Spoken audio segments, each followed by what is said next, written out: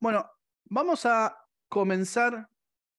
Ya entendimos la importancia de los datos, entendemos el Machine Learning. Tenemos que empezar a entender cómo puedo encarar un proyecto de Machine Learning dentro de una organización, dentro de una empresa, o si yo tengo que automatizar alguna de mis tareas repetitivas, ¿cómo lo podría llegar a hacer? Poder entender esto, primero, tenemos que hablar de qué puede y qué no puede hacer la inteligencia artificial. Regla general, ¿sí? Vamos a establecer que la inteligencia artificial puede hacer cualquier tarea simple que un humano pueda hacer y que al humano le lleve un segundo en realizarla, ¿sí? Es una idea bastante general, puede haber cosas que no cumplan esta regla y que sí se puedan hacer, pero todo aquello que nosotros en un instante lo podemos resolver rápido, una máquina debería poder resolverlo también siempre y cuando sea una tarea simple. Siempre que tengamos una cantidad de datos suficiente, ¿sí? No una gran cantidad, pero sí una cantidad de datos suficiente para poder ejemplificar esto que quiero que la máquina aprenda, de cómo ir de A a B. Por ejemplo, un modelo puede detectar autos y calcular la distancia que hay entre el auto y el resto que lo rodea con datos de radar.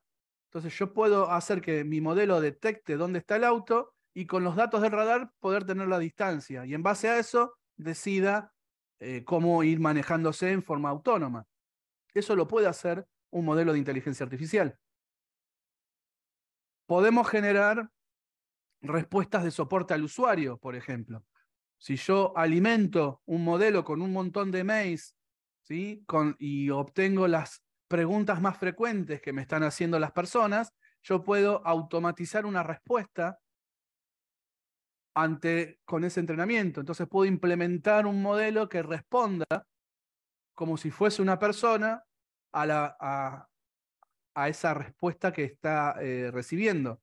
Puede ser más o menos amigable, más o menos notorio de que es una máquina, pero al día de hoy la verdad que con ChatGPT y todas las cosas que están surgiendo, el procesamiento del lenguaje natural es...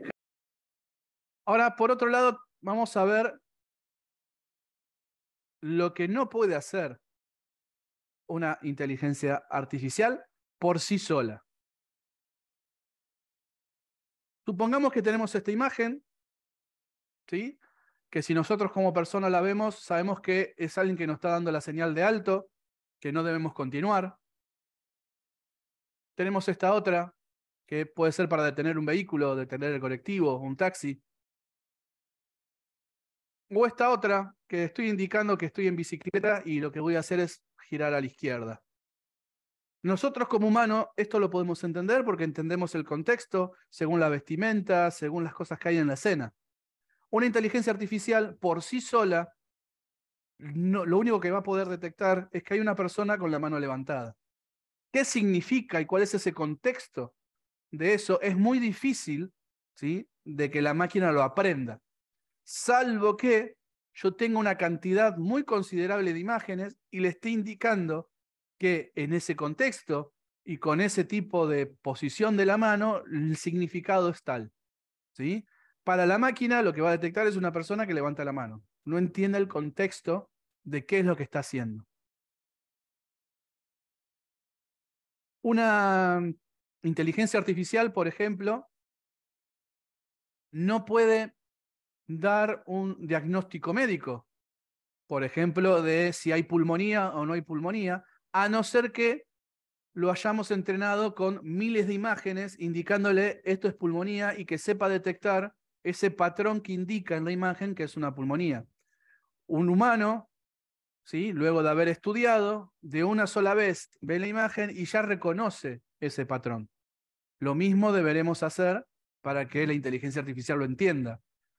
Dándole solamente 10 imágenes y que trate de entenderlo, no lo va a entender, ¿sí? Entonces, ese tipo de cosas, la inteligencia artificial no la puede determinar. Necesitamos una gran cantidad de datos o inducirla a que entienda el contexto. Si no, solamente lo que va a ver son los objetos o las cosas que hay en la imagen.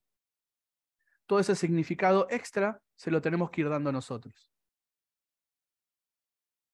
Un proyecto de Machine Learning, ¿sí?, arranca siempre con un problema de negocio o un problema de dominio,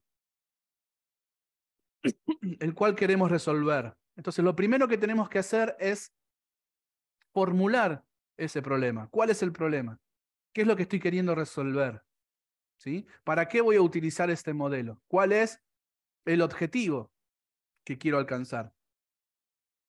Una vez que tengo la formulación del problema, lo que tengo que hacer es trabajar con los datos, hacer análisis de los datos. Vamos a ver cómo puedo obtener los datos, qué tipo de datos tengo que obtener, de dónde los puedo obtener. Una vez que los tengo que explorarlos. Tengo que ver si esos datos que tengo me alcanzan o necesito aplicar alguna técnica de aumento de datos. Tengo que hacer una ingeniería de esos datos para entender cuáles son las características importantes, cuáles son las más representativas, con cuáles quiero alimentar mi modelo, con cuáles no. Voy a empezar a plantear hipótesis de las soluciones posibles, ¿sí? Todo ese análisis previo es necesario antes de ponernos a entrenar un modelo, ¿sí? Un modelo no es tirarle un montón de datos y que el modelo solo aprenda. Tenemos que ir guiándolo y darle datos buenos. Si nosotros le pasamos datos basura, la respuesta que nos va a dar es dato basura, ¿sí? Siempre hay que hacer un procesamiento previo de los datos y un trabajo previo de los datos antes de llegar al entrenamiento. Y estos datos, por lo general, los vamos a ir separando en conjuntos, lo que se conoce como dataset. Vamos a tener un dataset de entrenamiento, un dataset de testeo, un dataset de validación. Perdón. ¿Por qué hacemos esta separación? La hacemos para que con unos datos lo entrenamos y cuando queremos validar si el entrenamiento fue bueno o no fue bueno, usamos los datos de validación y de testeo que nunca los vio antes para ver qué respuesta nos está dando, ¿sí? Ese proceso que estamos haciendo es el trabajar con el modelo, entrenarlo, evaluarlo en base a esos datos de testeo y validación, interpretar esos resultados y tomar la decisión si el modelo necesita seguir entrenando, necesita seguir ajustándose o no. Una vez que llegamos a un modelo que creemos está disponible y que ya está listo, vamos a hacernos la pregunta: ¿cumple la resolución del problema de negocio que nos habíamos planteado? Si la cumple, si llega a los parámetros que nosotros esperábamos, si llega a ese nivel de performance y de acierto de la respuesta que nosotros esperábamos, implementamos el modelo y a partir de ese momento empezamos a obtener las respuestas. Si no lo cumple, lo que vamos a tener que hacer es volver hacia atrás para ver si es un problema de datos.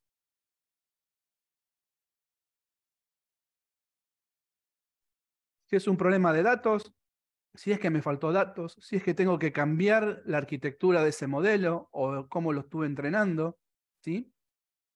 Y eso me va a llevar a replantear y volver a arrancar el procesamiento a partir de este momento, ¿sí? O quizás tenía mal formulada la hipótesis que generé en cuanto a la resolución del problema y a las preguntas.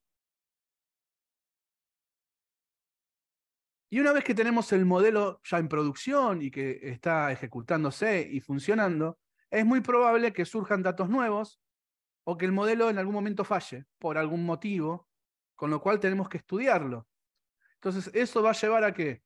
A que tengamos que insertar esos datos nuevos, tenemos que reentrenar ese modelo para volver a repetir todo este ciclo.